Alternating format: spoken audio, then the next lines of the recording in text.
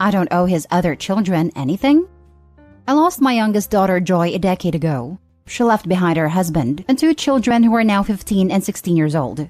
My daughter was very close to her dad and me, and when she was at her sickest, she begged us to stay in the kids' lives and make sure they always knew she loved them and that we were her family just as much. She mentioned how worried she was that her husband would encourage them to forget her and would try to replace her for them with a new woman. She asked that we leave anything we might have left her to her children. We assured her we would never let the relationship end and that we would make sure they had a good life and would remember her always. 8 months after she died, her husband moved his now wife into their home. She had a baby with someone else and was also expecting a baby with someone. At that point, he did attempt to make it a package deal, where we could not see our grandchildren without treating his now stepchildren as our grandchildren, and that we were to treat all future children of his the same. Otherwise, we would need to be cut out to give our grandchildren the chance to form the new family bonds without interference from us. That they deserved a chance to have another mother and only see the new children as true siblings. Their lawyer told them we would have a case to get grandparents' visitation. We also sought on if we were denied access, if we could obtain that, and we were told, given our close relationship with the children, that it would be easy to get access through the courts. This led to us getting minimal access. But it was all that was needed, because our grandchildren were glad to see us, and their aunts and uncles, and cousins. In the last few years, my former son-in-law has found himself estranged from his own family, and his wife's family are also no longer in the picture, and has 6 children not counting my grandkids in his home, with no family or support outside of him and his wife. Now that my grandchildren are teenagers, they seek to spend more time with us, and their lives have benefited from it. We admittedly spoil them more than some would like because of the circumstances, but they are wonderful children. Their father confronted me recently about his other children and how they have no extended family and are suffering seeing their siblings being spoiled. He also said we had already come between our grandchildren and their siblings because they are not close and have never asked for their siblings to be part of the extended family they have. He told me I owe it to his children to step in and give them love and some of the same spoiling. I told him I did not owe his children anything and that I would never forgive him for what he attempted to do before. He told me I was cold-hearted and callous. Part of me wonders if he's right because the children are innocent. And even though I have never considered them family, they are still young and nothing to do with my former son-in-law's actions. Am I the a-hole? Not the a-hole. Who the heck moves in their girlfriend 8 months after their wife dies? I feel bad for the other kids because it sounds like their parents are awful. But that's not your problem. I have heard so many depressing stories about guys doing exactly this today. WTF? And here you see one of the few situations in which grandparents' rights actually matter. And to boot, one baby and they're pregnant with another baby that wasn't his. Like what? He either really liked this chick, or he was desperate to have a woman in the house to do everything for him. Not the a-hole. He never should have tried to force his kids on you. It's not your fault. All the rest of the family is estranged from them. It's great you guys are willing to do so much for your grandchildren and being so supportive for them. We love them and want the best for them. I'm just glad they stayed close to us despite all this. Former son-in-law's drowning because he's made some very bad decisions. Make sure you reserve resources to ensure that he doesn't drag down your grandchildren with him. In particular, to assist them in getting into some kind of college or post-high school training if your resources stretch that far. As soon as they turn 18, see if you can help them get out of that household. Next story.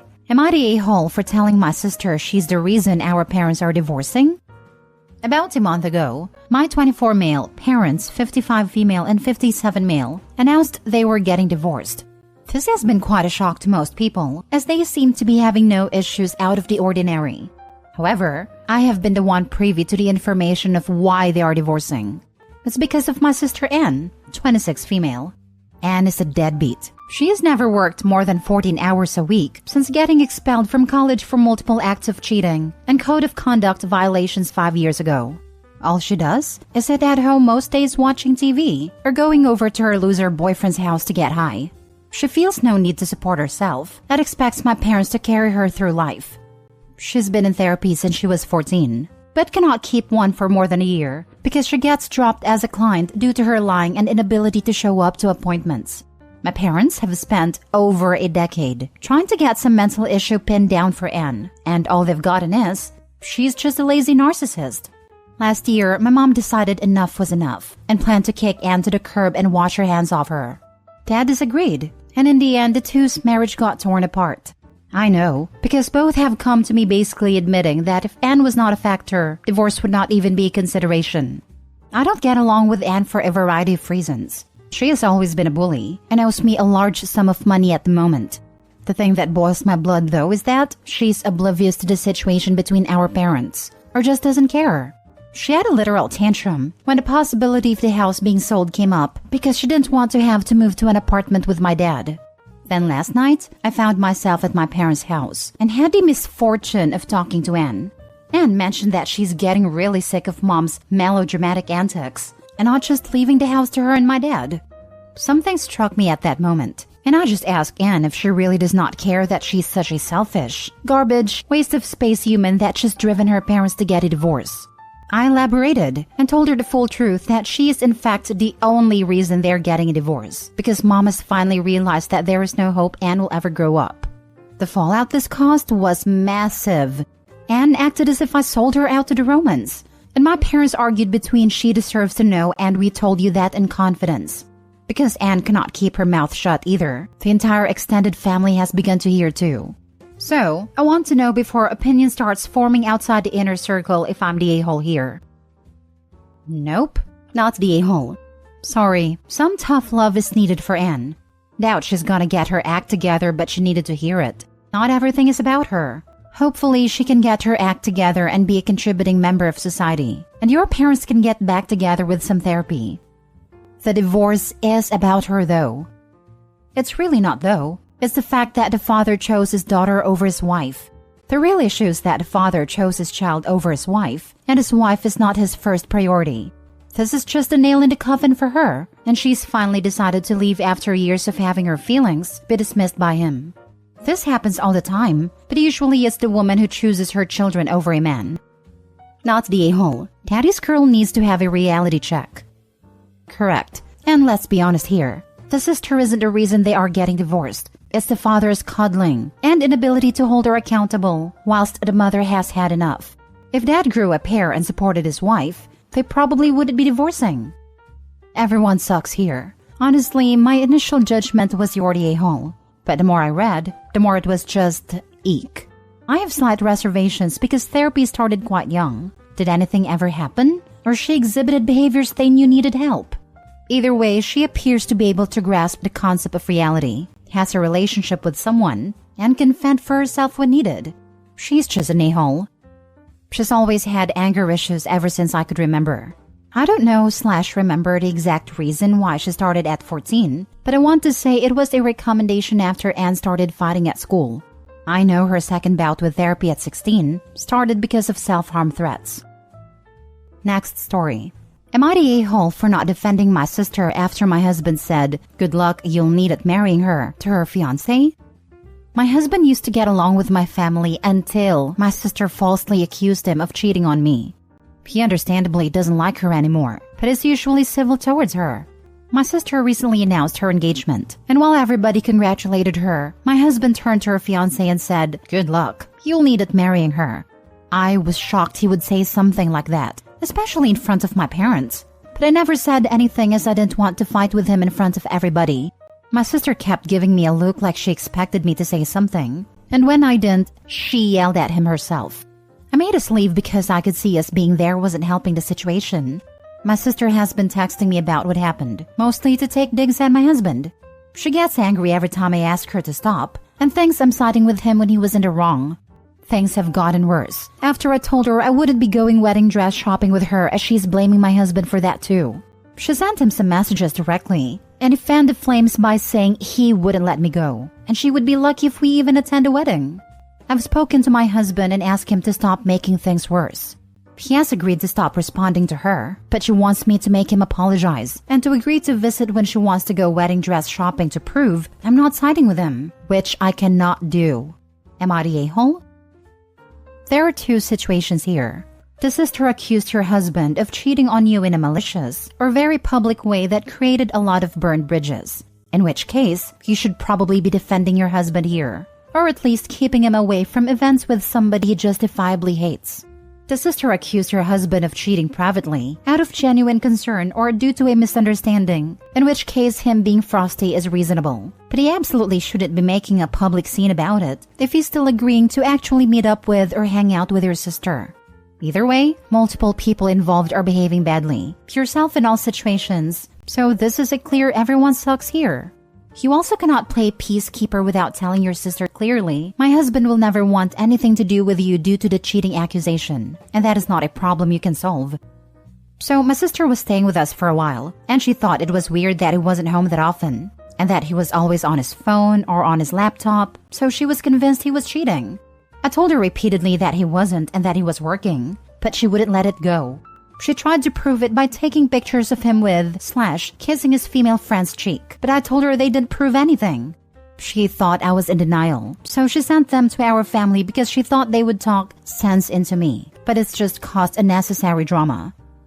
Did she sincerely apologize to your husband? If not, then it's understandable that he's still upset. She's never apologized to him directly. Well then, he doesn't owe her an apology. If she had apologized and he accepted her apology, then I might call his comment a-hole territory. But since she didn't even apologize to him for trying to break up your marriage, cause that's what she tried to do, then she got what she deserves. Not the a-hole for not defending her against her husband, but Softy or the a-hole for not standing up for him when she complained. Your new mantra should be you reap what you sow. Play it on repeat when she complains. Wow, your sister is a special kind of doodlebug. It all sounds so delightful. The holidays must be so fun.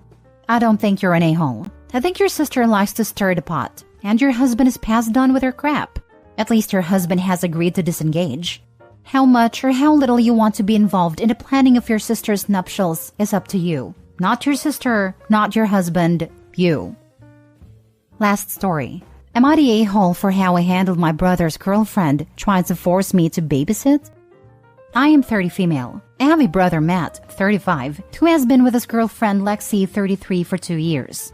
Lexi has a daughter, Bella, 5, and I have a daughter who is 3 years old. We all live in the same city, but Matt and Lexi live in suburbs, and I live in a city center, so about 45 minutes away.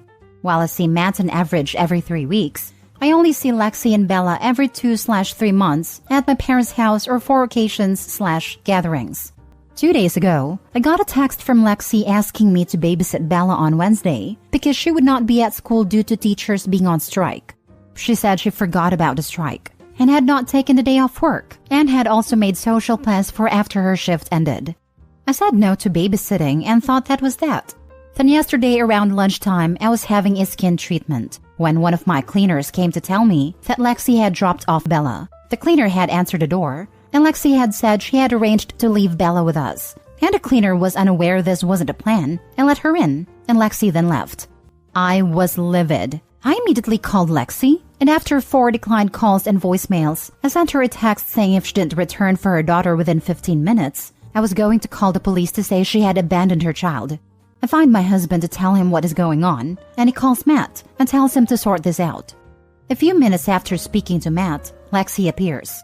She marched straight into the den where Bella is watching TV, saying how evil we were for telling Matt and threatening to call the police. I tried to get her to come and speak in the study so Bella couldn't hear, but she just kept going on.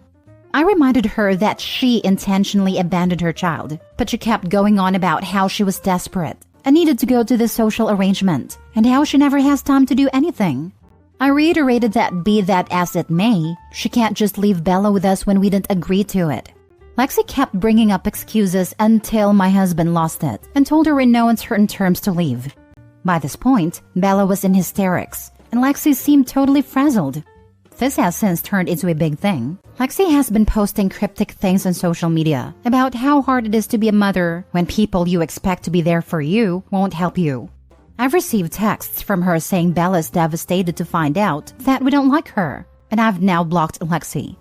My parents have heard about it, and while my mother is firmly on my side, my dad said, was it really worth upsetting Bella when she was already there? Matt says that while Lexi was in the wrong, once she had left, we probably should have just kept Bella and argued about it later. Matt also thinks my husband owes Lexi an apology for intimidating her, which I don't think he does. Not the a-hole. I reminded her that she intentionally abandoned her child, But she kept going on about how she was desperate and needed to go to the social arrangement and how she never has time to do anything. Cry me a river. Every parent has to make sacrifices. This woman dumped her child on your doorstep after you said no to watching her child because she wanted to socialize. It wasn't an emergency. She just didn't want to cancel her plans. The number of parents who don't realize they need to sacrifice things for their kids is pretty shocking. I didn't realize it was as bad as it was until I started following AITA. OP's not the a-hole.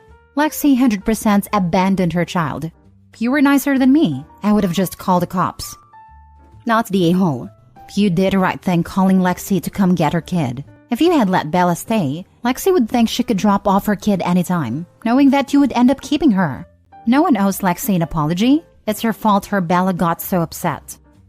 Not the a-hole. You refused already. And if this social arrangement was so important, then she should have hired a babysitter earlier, rather than leaving her child at someone's place, who clearly stated they aren't okay with babysitting. She had 2 days to find someone, yet she chose not to, so it is a deliberate choice. Moreover, you did ask her to talk in private, so that the kid won't hear the argument. But since she's the one who didn't listen, I don't see how it is your fault at all.